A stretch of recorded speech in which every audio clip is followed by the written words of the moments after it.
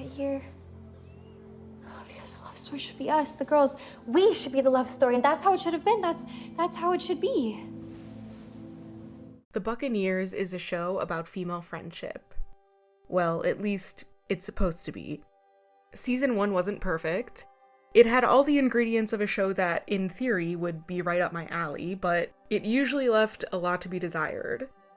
It focused too much on a love triangle for a show that's touted as an ensemble piece about all of these girls. The other characters didn't get nearly enough screen time, only exacerbated by the fact that they are, in my opinion, far more interesting. Some of the storytelling and messaging felt hollow, it had its fair share of pacing issues, but the foundation was there. This show had potential. The season 1 finale was the best of the season, and it set up for a season 2 that could, perhaps, fix a lot of the issues I had with the show. So I didn't love season 1, but I was very hopeful going into season 2, and it turns out I did not know how good we had it.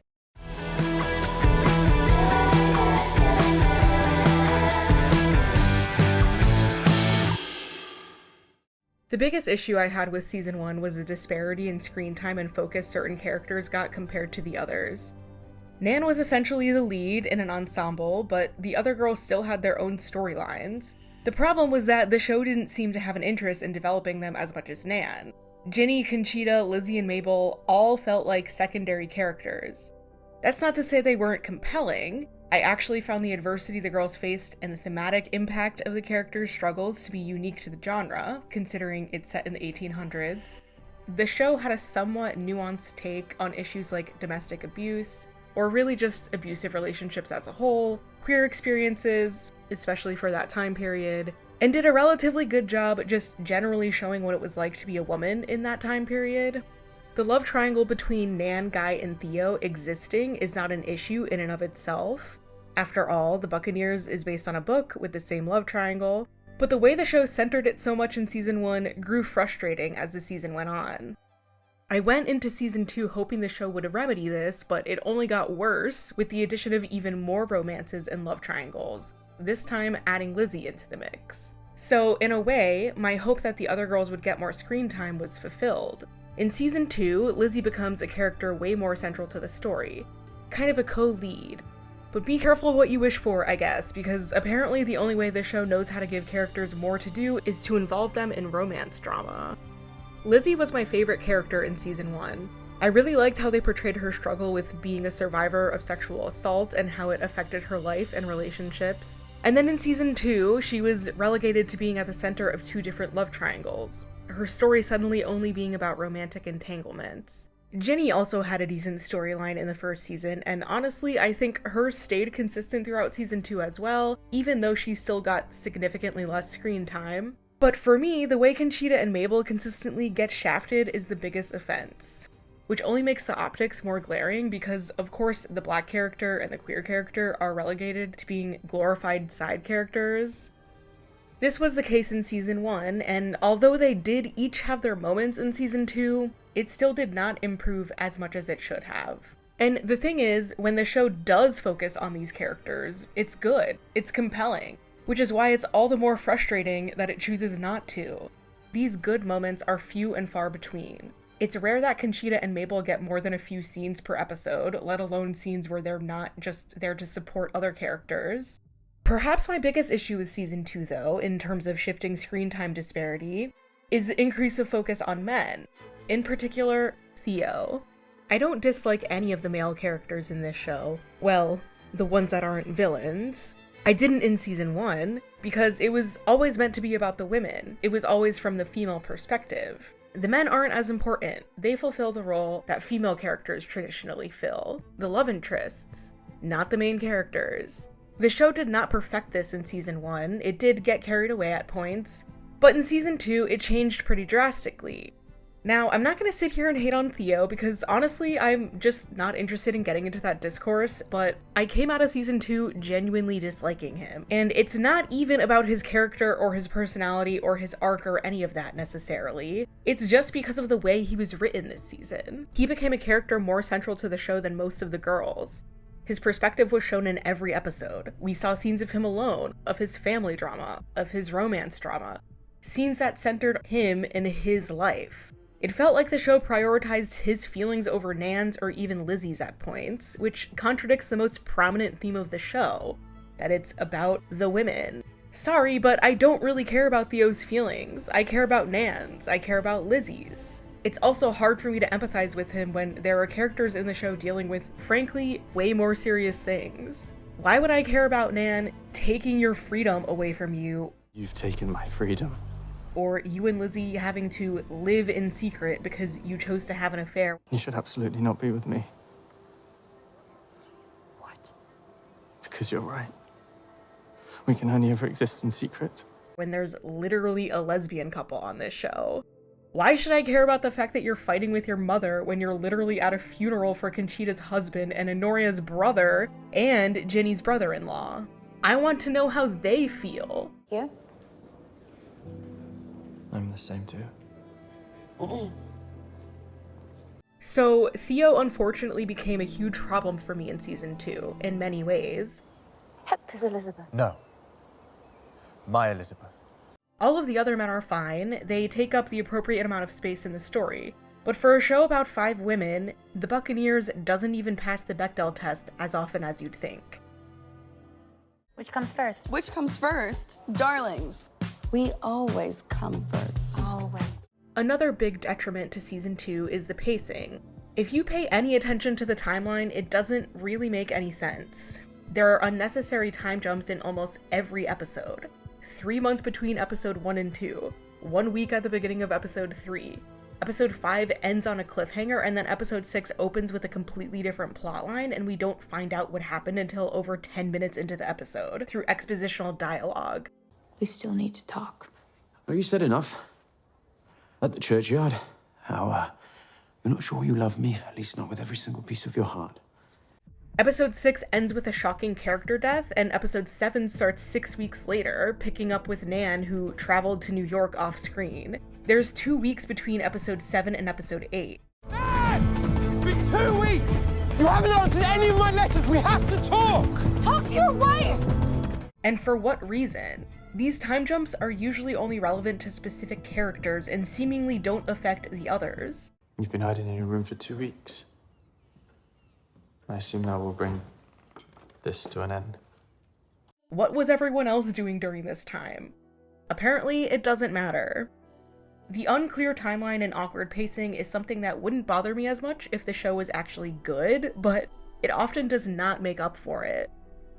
There's a concept in film and TV writing called show don't tell, which essentially means that rather than telling the audience information they need to know through dialogue, you show it through the character's actions. This concept is pretty make or break when it comes to good TV writing, and the Buccaneers failed tremendously at this in its 2nd season. They constantly drop storylines out of nowhere and have things that we should be seeing happen off screen. In episode 2, it's relevant to the story and the characters, and their relationship, for that matter, that Mabel and Honoria are now living together. Stop feeling sorry for yourself, Richard. If you think things are bad for you, pity your poor sister. Honoria will have to share a room with Mabel. We literally never hear about this again. Conchita and Richard have a storyline where they're coaching a girl to find a husband, and it's important for 3 episodes. Then in episode 4, Conchita lets us know that Cora found love and she's now running a matchmaking business. And I'm pretty good at this. If you'd let me, I could find you someone that you'd be delighted with, like I did with Cora. But we didn't actually see any of this happen. And then Mabel and Honoria, to an extent, get involved in the matchmaking storyline when Mabel's mom asks Conchita to set her up with someone. It creates interesting conflict for the characters, but it's dropped exactly 1 episode later when Conchita confesses this to Mabel, and then they make up immediately and move on. I have a child now. I won't apologize for wanting to give her the same kind of life that we both had. Okay, we'll be sure to bill my mother for your time then. Mabel, I'm so sorry. I should have told you about your mother and the money. The desperate scheme to stop me being a shameful spinster.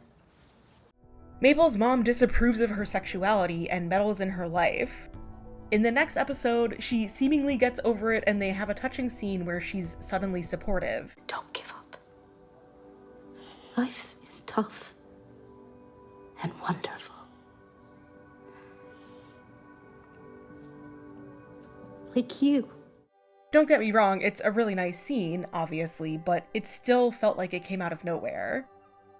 Conchita and Ginny have a nuanced conflict with each other at the end of the season after Richard, Conchita's husband, is killed by his brother, Ginny's husband. It's complicated. Conchita blames Ginny for Richard's death because Richard was saving Ginny from an abusive relationship with her husband when it happened. I blame you. I blame you for treating me like a widow when that's the last thing in the world that I want to be.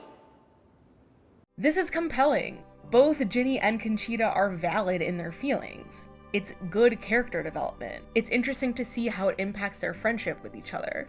Or it would be if we actually got to see it. Instead, Conchita decides to forgive Ginny and get over her feelings entirely, apropos of nothing. I brought some cakes to say sorry to your mommy. I have no idea why Conchita changed her mind. We don't see a single scene with her or Ginny in between their argument and their reconciliation. Again, it's a sweet scene. I love to see it, but it feels hollow when there's no on-screen development to hold any actual emotional weight. Another pacing issue is that there's almost always not enough build-up to anything. Even the storylines the show is clearly more invested in, they skip over things that should be shown to us. I talked about my issues with Theo already, but his relationship with Lizzie felt so random. These two characters literally don't even interact with each other in season 1, and now I'm supposed to believe they have some epic forbidden love for each other. In episode 4, they have a scene where they argue. Lizzie calls Theo out, and she's actually right. She has real reasons to be upset with him. It's good tension. What are you doing here? I was invited, so forgive my thinking I was welcome. You know, I'd all love to be able to do that, to swoop in and be the hero. It was hardly heroic. I was bidding like everybody else. I thought you'd be grateful. Excuse me. For the school, for my supporting of the school. Hector has been fundraising for 5 years, Theo. You haven't even come before today. But then at the end of the scene, they just randomly kiss, so it feels pointless. Why create conflict between them just to disregard it and have them get together only seconds later? It feels like the writers just wanted the big romantic moments, even if they don't happen organically or make any sense. I don't have a problem with killing off a main character, in theory. Richard's death was well done enough by this show's standards, and admittedly, I actually do think episode 6 is probably the best episode of the season, but the buildup was still not there. Richard and Honoria's involvement in saving Ginny from James would have much more impact if we saw more of their relationships with each other before this. The entire sequence felt very results-oriented. They needed Richard dead and had to come up with some way to get us there, even if it was convoluted. Since when does James idolize Richard? We have never heard about this before. He won't let anyone else in. It's you he wants to impress. The impact also isn't really felt in the aftermath. I do like the way the show dealt with Conchita's grief, and I think they did a decent job of showing it, but it was rushed.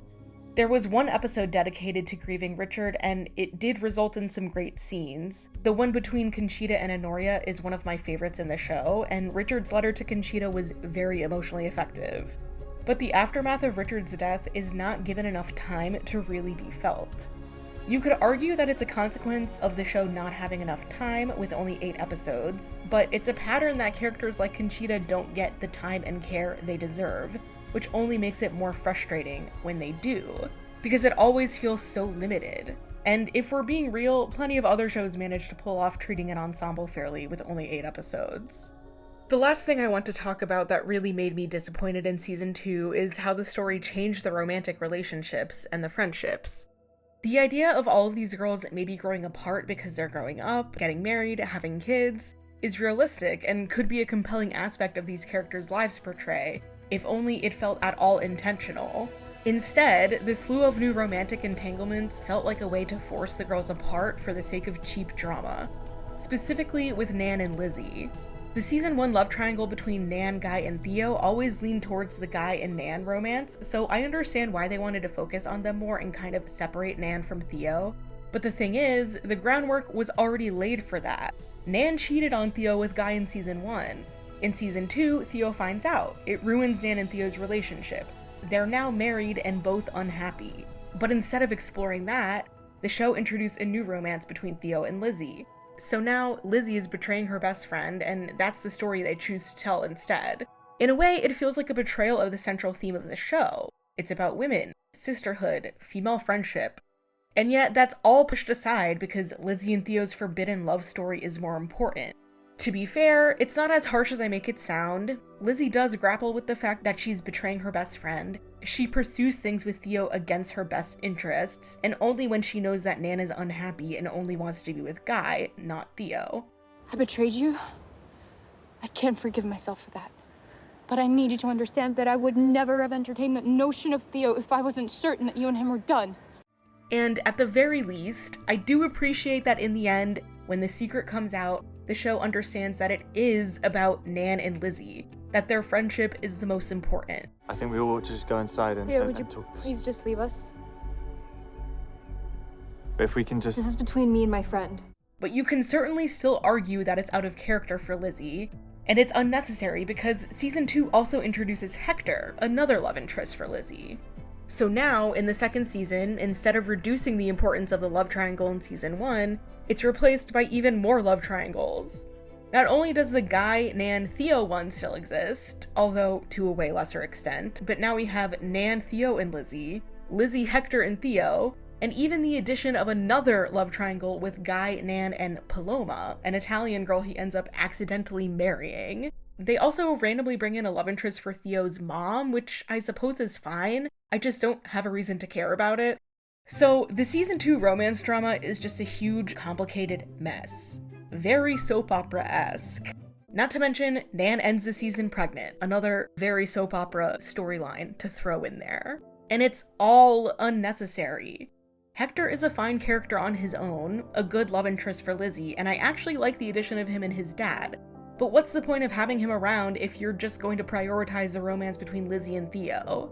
If you want to amp up the romance drama, you could just focus on the relationships that already exist. We still have to deal with the Ginny and James situation this season, and you still have Guy and Nan, not to mention Conchita and Richard, and Mabel and Honoria, who in my opinion are the best couples on the show, and don't get nearly enough story. It honestly feels like they're in a different world, on a different show, removed from all the nonsense happening with everyone else.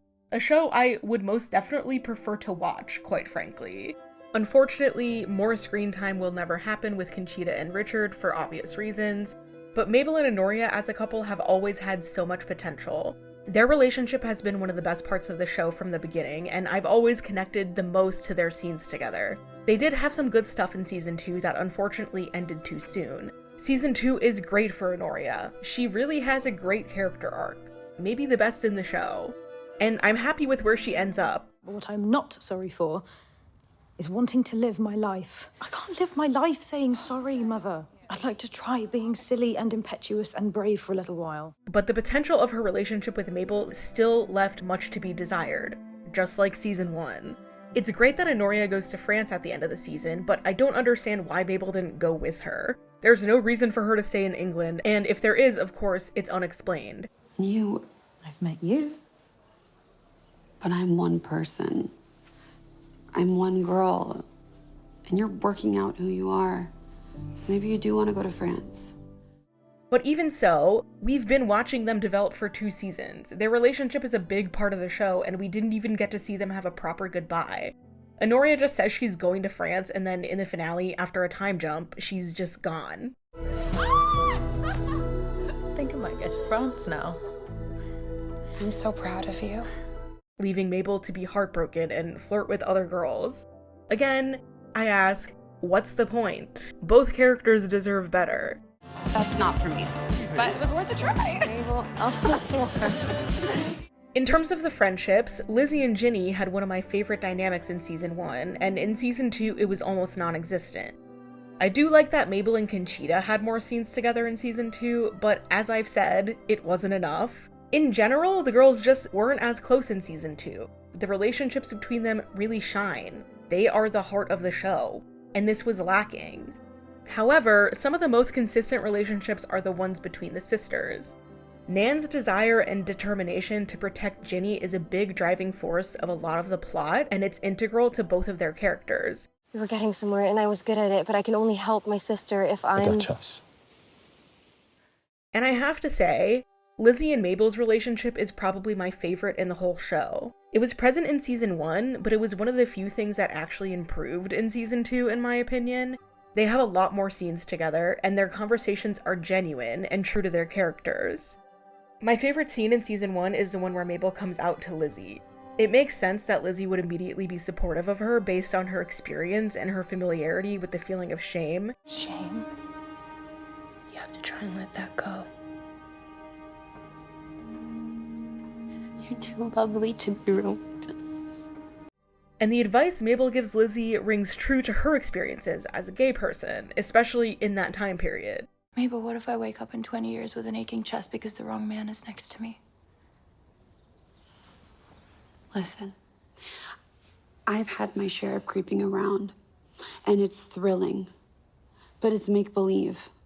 But anyway, overall, the problem is that season 2 prioritizes romance drama over the girls' relationships with each other, and that's disappointing. The Buccaneers season 2 had its moments, but was overall a huge step down from season 1.